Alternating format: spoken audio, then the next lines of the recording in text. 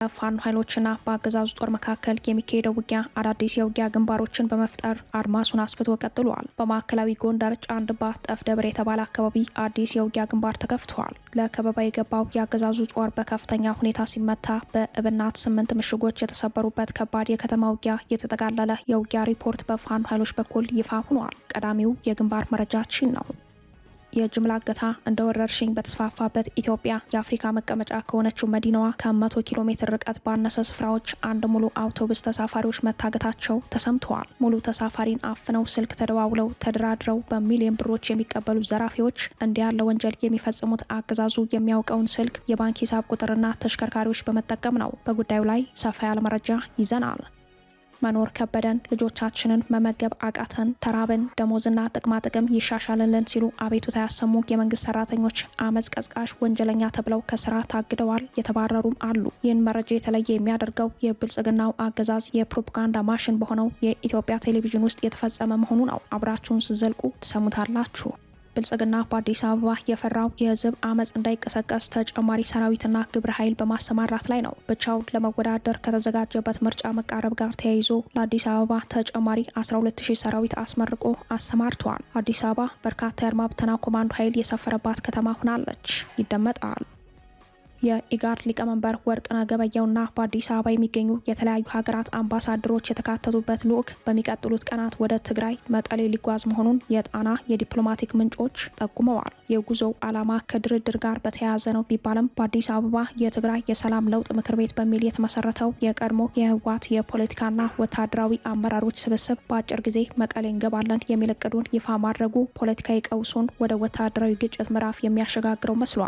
በጉዳዩ ላይ የትም ተሰሙ አዳዲስ መረጃዎችን ይዘናል። ሰላም ጤና ይስጥልን ውድ የጣና ቲቪ ተከታታይ ቤተሰቦቻችን፣ አብራችሁን ስትቆዩ እነዚህንና ሌሎች ዝርዝር መረጃዎችን ታደምጣላችሁ። አክብሮታዊ ግብዣችንን በማስቀደም ወደ ሰዓቱ ዜናና መረጃዎቻችን እናምራለን። በጎንደር ከፍተኛ ኪሳራ የተመዘገበበት ከባድ ውጊያ ሲቀሰቀስ ከአዲስ አበባ በቅርብ ርቀት ፍቼ መስመር አንድ ሙሉ አውቶቡስ ተሳፋሪ መታገቱ ተሰምተዋል። በፋኖ ኃይሎችና በአገዛዙ ጦር መካከል በሚካሄደው ውጊያ አዳዲስ የአውደ ውጊያ ግንባሮች መፈጠራቸው ቀጥለዋል። በዛሬው ዕለት ግንቦት 11 ቀን በማዕከላዊ ጎንደር ጫንድባ ጠፍ ደብር የተባለ አካባቢ አዲስ የውጊያ ግንባር እንደተከፈተ የፋኖ ምንጮች ለጣና ዘጋቢ አረጋግጠዋል። ለከበባ የገባው የአገዛዙ ጦር በከፍተኛ ሁኔታ እየተመታ ነው ያሉት የፋኖ ምንጮች ቀሪው ኃይል ወደ ኋላ ፈግፈጉን ሆኖም ውጊያው አሁንም እንደቀጠለ መሆኑን ገልጸዋል። በሌላ የግንባር መረጃ በዚሁ የጎንደር ቀጠና በ3 ግንባር የተካሄደው ከባድ ውጊያ የተመለከተ የተጠቃለለ የግንባር መረጃ ይፋ ሆኗል። በመረጃው መሰረት ፋኖ በእብናት ከተማ 3 መውጫ በሮች ቀድሞ በከፈተው ውጊያ ከ8 በላይ ያገዛዙ ምሽጎችን በአንድ ጊዜ በመስበር የዕለቱን ታላቅ ወታደራዊ ድል ማስመዝገቡን አስታውቋል። ከ8 በላይ ያገዛዙ ምሽጎች በአንድ ጊዜ በተሰበሩበት የትናንቱ የእብናት ከተማ ውጊያ በፋኖ ኃይሎች በኩል 2 ሰው ሲሰዋ በአገዛዙ ጦር በኩል በርካታ ሞትና ቁስለኛ መመዝገቡን የፋኖ ምንጮች ለጣና አረጋግጠዋል። እንደ ፋኖ ምንጮች የፋኖ ኃይሎች በእብናት ከተማ በ3 መውጫ በሮች ላይ ቀድመው በከፈቱት ውጊያ ድል ሲቀናቸው የአገዛዙ ሰራዊት ደግሞ ከ8 በላይ የከተማ መጠበቂያ ምሽጎቹ ተሰብረው ከፍተኛ ሰብአዊ ኪሳራ አስተናግደዋል። አፋብን ጎንደር ጠቅላይ ግዛት በላይ እዝ 204ኛ አስቻለው ደሴ ኮር በእብናት ከተማ በትናንትናው ዕለት ከጠዋቱ 3 ሰዓት ጀምሮ ባደረገው ተጋድሎ የተሰበሩ ምሽጎች ገብርኤል ምሽግ፣ ቋሊሳ መውጫ ምሽግ፣ ጥንጁስ በር ምሽግ፣ ክልቢያቦ ምሽግ፣ ፖሊስ ጣቢያ ምሽግ፣ ከንቲባው ምሽግ፣ ሃይስኩል ምሽግና አስተዳደር ምሽግ ዋነኞቹ ናቸው ብለዋል። በፋኖ በተሰበሩት የአገዛዙ ኮንክሪት ምሽጎች ላይ የደረሰው ሰብአዊ ኪሳራ በቁጥር ባይገለጽም ከፍተኛ መሆኑን የገለጹት የፋኖ ምንጮች 45 ያክል ክላሽ በምርኮ ገቢ ማድረጋቸውን አክለው ገልጸዋል። በተጨማሪም 8 ቃታ መሳሪያ፣ በርካታ ተተኳሽና ሌሎች በርካታ ወታደራዊ ቁሳቁሶች ፋኖ በምርኮ ገቢ በማድረጉ ከቀኑ 10 ሰዓት ገደማ ከተማውን ለቀው መውጣታቸው በዛሬው ዕለት የሟቾች አስከሬን በከተማው የተለያዩ ስፍራዎች ተለቅሞ እንደተቀበረ የፋኖ ምንጮች ለጣና አረጋግጠዋል። ይህ በእንዲህ እንዳለም ዛሬ ግንቦት 11 ቀን በኦሮሚያ ክልል አንድ ሙሉ አውቶቡስ ተሳፋሪ በታጠቁ ኃይሎች መታገታቸው ተሰምተዋል። ተደጋጋሚ የጅምላ እገታና ግድያ በሚፈጸምበት በፍቼና ገብረ ጉራቻ መካከል አሊደሮ ከተማ ወጣ ብሎ የተፈጸመው የዛሬው እገታ በመረጃና በጥናት የተደገፈ እንደሆነ ነው የተጠቆመው። የሹፌሮች አንደበት የተሰኘው የአሽከርካሪዎች መብት ተሟጋች ቡድን በወጣው መረጃ ላይ እንደተመላከተው የታጠቁ ወንበዴዎች ቶክስ ከፍተው የህዝብ ማመላለሻ በመነሻ አውቶቡሱን ጎማና መስታወት መተው በማስቆም ተሳፋሪዎችን አፍነው ወስደዋል። ሌላው ተሳቢ ጎማ መስታወቱ በጥይት ተመቶ ሹፌሩ ተጎድቷል ያለው የመብት ተሟጋቹ ቡድን መረጃ ተሳፋሪዎችን ጭኖ በጉዞ ላይ የነበረው አውቶቡስ ከፊት በጥይት እንዴት እንደተመታ የሚያሳይ የምስል ማስረጃ ለህዝብ ይፋ አድርጓል። በምስሉ ላይ እንደተመለከተውም ከመስታወቱ ባለፈ ዙሪያውን በጥይት ተመትተዋል። ወደ ህዝብ ጥይትን የሚተኩሱ በተደጋጋሚ እገታ፣ ግድያን የሚፈጽሙ ሙሉ ተሳፋሪን አፍነው ስልክ ተደዋውለው ተደራድረው በሚሊዮን ብሮች የሚቀበሉ ዘራፊዎች መሰል የተደራጀ ወንጀል የሚፈጽሙት አገዛዙ የሚያውቀውን ስልክ፣ የባንክ ሂሳብ ቁጥርና ተሽከርካሪዎች በመጠቀም ሲሆን ከዚህ ቀደም ባሊዶሮ ቀጠና በዚህ ዓመት ብቻ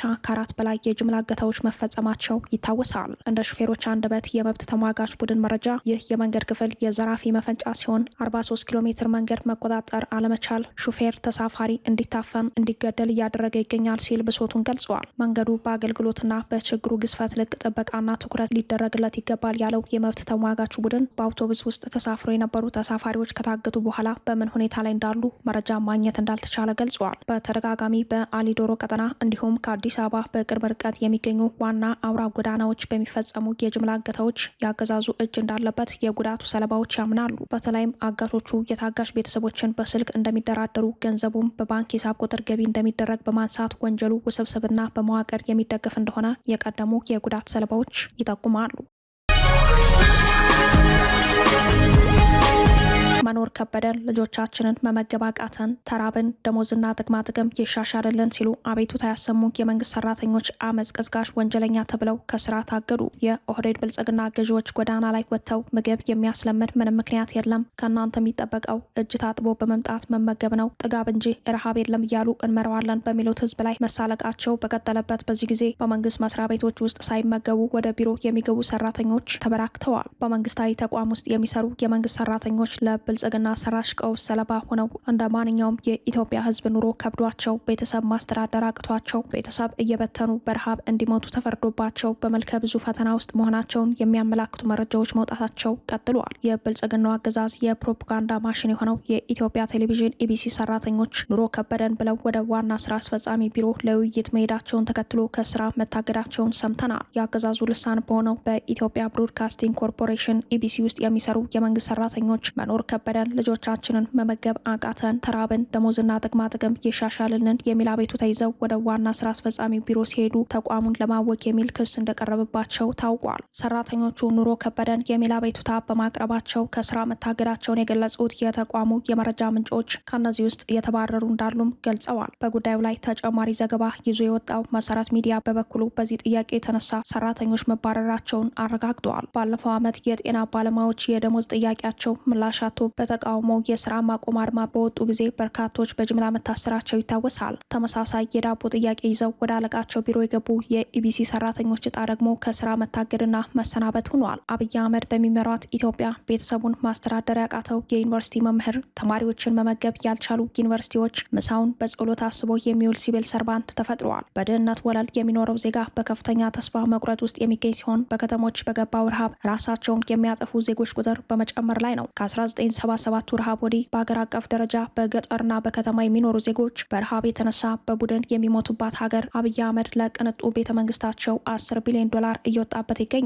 የአዲስ አበባ ከተማ አስተዳደር ከንቲባ አዳነች አቤቤ ጎዳና ላይ ወጥቶ ምግብ የሚያስለምን ምንም ምክንያት የለም፣ ከእናንተ የሚጠበቀው እጅ ታጥቦ በመምጣት መመገብ ነው፣ ስላቅና ያለቃቸው አብይ አህመድ ድሃ ጠልነት የጊዜ ጉዳይ ካልሆነ በስተቀር በሂደት የተራበ ህዝብ መሪውን ይበላል የሚለው ሀገረኛ ብሂል ተግባራዊ መሆኑ አይቀሬ ነው የሚለው እምነት የብዙዎች ሆኖ ይታያል።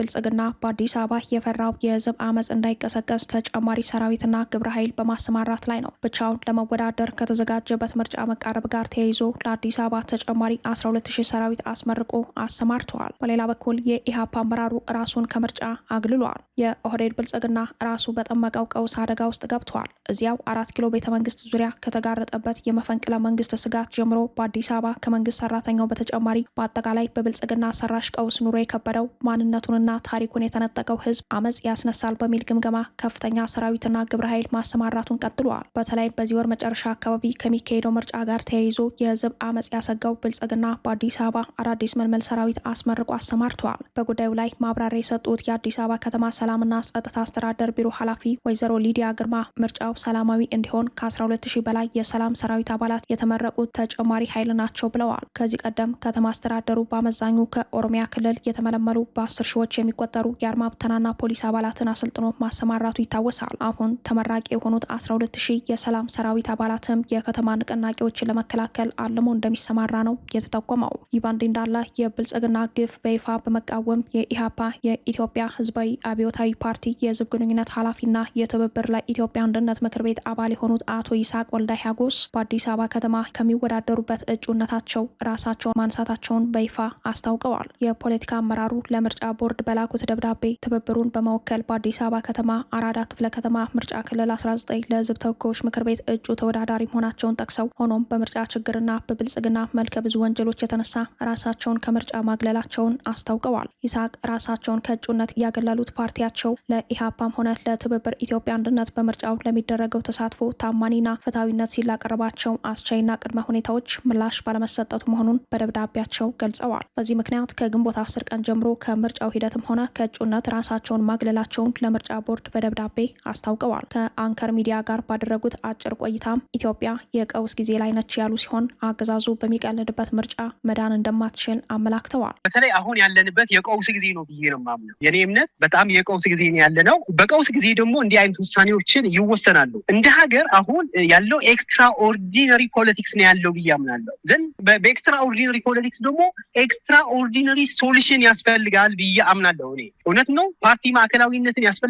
መች ሀገር በሰላም ጊዜ በተለይ ይሄ ኖርማል ሬጉላር የሆኑ ህጎችን ኤክሰርሳይዝ የምታደርግበትን ኮንዲሽን በሚኖርበት ጊዜ የፓርቲ ማዕከላዊነት የፓርቲ ውሳኔዎችን መከበር አለባቸው ብዬ አምናለሁ። ወሳኞች ናቸው። ዛሬ ላይ ግን የኢትዮጵያ ኮንዲሽን የኢትዮጵያን የሚገመግምበት የማይበት ሁኔታ ኦርዲነሪ ሎ አይደለም። ለምሳሌ ላንሳለን። መንግስት ዓለም አቀፍ ህጎችና የኢትዮጵያ ዋና የሚባለውን ህገ መንግስት በመጣስ የሰዎችን ህይወት እየቀጠፈን ያለው። እኔ ደግሞ ማምነው እንዲህ አይነት የፓርቲ ውሳኔዎችን የፓርቲ ማዕከላዊነትን ባለመጠበቅ ለታሪክም ለህሊናን የሚሆን ውሳኔዎችን መወሰን ተገቢና ተገቢ ነው ብዬ አምናለሁ። አላውቅም ፓርቲው ጠቅላላ እስከ መጨረሻ ድረስ ምርጫ ሂደቱ ይሄዳል አይሄድም የሚለው እስካሁን ጥረት ያለ መረጃ የለኝም። እስከዛሬ በምርጫ ሂደቱ አለ ነገ አለ የለም የሚለውን ለመወሰን አልችልም። ከጥያቄው አንጻር ግን እኔ አሁን ያለውን ሬጉላር ህግ አይደለም ሬጉላር ሀገሪቱ በኤክስትራ ኦርዲነሪ እንትን ያለችው። ሁለተኛ በቀውስ ጊዜ የቀውስ ሽግግር ነው ያለው ብዬ ነው የማምነው። በዚህ ጊዜ ደግሞ ወሳኝ ነው የምትለው ለታሪክም ለህሊናም እኔ አሁን የወሰንኩት ውሳኔ ለፓርቲ ታሪክም ለህሊና ወሳኝ ነው ብዬ ነው የማምነው።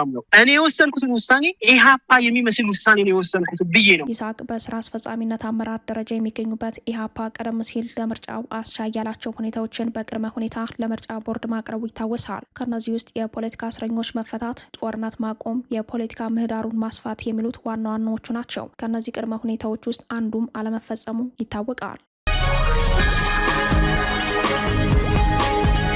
በኢጋድ ሊቀመንበርና በተለያዩ ሀገራት አምባሳደሮች የሚመራ የልኡካን ቡድን ለድርድር ጉዳይ ወደ መቀሌ እንደሚጓዝ ተሰማ። የጣና ዲፕሎማቲክ ምንጮች እንዳረጋገጡት የኢጋድ ሊቀመንበር ወርቅነህ ገበየሁና በአዲስ አበባ የሚገኙ የተለያዩ 4 አምባሳደሮች የተካተቱበት ልኡክ በሚቀጥሉት ቀናት ወደ ትግራይ መቀሌ ይጓዛሉ። የጉዞ ዓላማ ከድርድር ጋር በተያያዘ እንደሆነ ምንጮች ጠቁመዋል። ልኡካን ቡድኑ ከህወሓት አመራሮች ጋር የሚያደርጉትን ንግግር ከብልጽግና ጋር ለማደራደር ያለመ እንደሆነ በመረጃው ላይ ተመላክቷል። ይህ የዲፕሎማቲክ መረጃ ጣና በደረሳት ዕለት ከፍተኛ የብልጽግና ባለስልጣናት በተገኙበት በአፍሪካ ቀንድ ጉዳይ የሚያተኩር ውይይት በጅጅጋ ከተማ በመካሄድ ላይ ነው። ከዚህ ውይይት የብልጽግና ጦር ኃይሎች ጠቅላይ ኤታማዦር ሹም ፊልድ ማርሻል ብርሃኑ ጁላና የብሔራዊ መረጃና ደህንነት ዋና ዳይሬክተር ሬድዋን ሁሴንን ጨምሮ የጸጥታ ደህንነትና የፖለቲካና የዲፕሎማት ተወካዮች ተገኝተዋል። የዚህ ስብሰባ ዋና ዓላማ የአፍሪካ ቀንድ ችግር በራሱ አቅም ሊፈታ ይገባል፣ የውጭ ጣልቃ ገብነትን እንከላከል የሚል ቢሆንም መድረኩ የተዘጋጀው ወንበርን ለሌሎች ኃይሎች ፍላጎት የማከራየት ልምድ ባለው የብልጽግናው አገዛዝ መሆኑ መድረኩን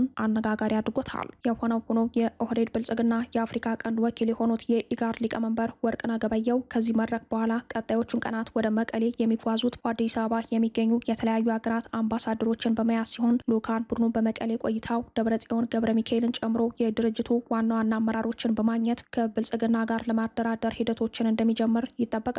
ህወሓት የሌተናል ጀነራል ታደሰ ወረደን ጊዜያዊ አስተዳደር በመፈንቅለ ስልጣን ካስወገደ በኋላ ያለምንም ቅድመ ሁኔታ እደራደራለሁ ሲል ቢያሳውቅም በብልጽግና በኩል የጀነራሉ ጊዜያዊ አስተዳደር ሳይመለስ ንግግር የሚባል ነገር የማይታሰብ ነው የሚል አቋም መያዙን ቀደም ሲል መዘገባችን ይታወሳል። ከሰሞኑ ወደ መቀሌ ያቀናል የተባለው የልዑካን ቡድን በአዲስ አበባ ህወሓትን የሚተካ አዲስ የምክር ቤት ስብስብ ከተቋቋመ በኋላ መሆኑ ጉዳዩ ትኩረት ስቧል። የትግራይ የሰላምና ለውጥ ምክር ቤት የተሰኘው ስብስብ በአጭር ጊዜ ወደ መቀሌ እንደሚገባ በምስረታው ዕለት አቶ ጌታቸው ረዳ መናገራቸው ይታወሳል። ከ8 ወራት በፊት የትግራይ ለውጥ ፈላጊ ኃይሎች ንቅናቄ በሚል የተቋቋመው ማህበር ማኒፌስቶውን በማሻሻል የትግራይ የሰላም ለውጥ ምክር ቤት በሚል አዲስ አበባ ላይ የመጀመሪያ የምስረታ ጉባኤውን ትናንት ሰኞ ማድረጉን ከተሰማበት ሰዓት ጀምሮ የፖለቲካ ውጥረቱ ወደ ወታደራዊ ግጭት የማምራት እድሉን አስፍቶ ታይቷል። በተለይም በምክር ቤቱ ምስረታ ጉባኤ ጀነራል ጻድቃን ገብረትንሳኤን ጨምሮ ጀነራል ጎሽ ገብረ የትግራይ ሰላም ኃይሎች የተሰኘው ታጣቂ ቡድን እንዲሁም 7 የፖለቲካ ፓርቲዎችና እንደ ጌታቸው ረዳ ያሉ የቀድሞ የክልሉ አመራሮች መገኘታቸውን ስብስቡን ለተተኪ መንግስት ራሱን ያዘጋጀ አስመስሎታል። የምክር ቤቱ ምስረታ ዋና ዓላማም የህወሓትን ቡድን በማስወገድ በክልሉ ምርጫ ተደርጎ ህጋዊ መንግስት እንዲመሰረት ማድረግ መሆኑን መስራቾች በመናገር ላይ ናቸው። በዚህ ሁኔታ ወደ መቀሌ የሚጓዙት የኢጋዱ ሊቀመንበር ወርቅነህ ገበየሁና የሌሎች አምባሳደሮች ልዑካን ቡድን ሊያሳካው የሚችለው የድርድር ፍላጎት እንደማይኖር ቀጣዩን ጦርነት ከማዘግየት ውጪ ጨርሶ ማስቀረት የሚችልበት እድል እየጠበበ መምጣቱን የጉዳዩ ተከታታዮች ያስረዳሉ።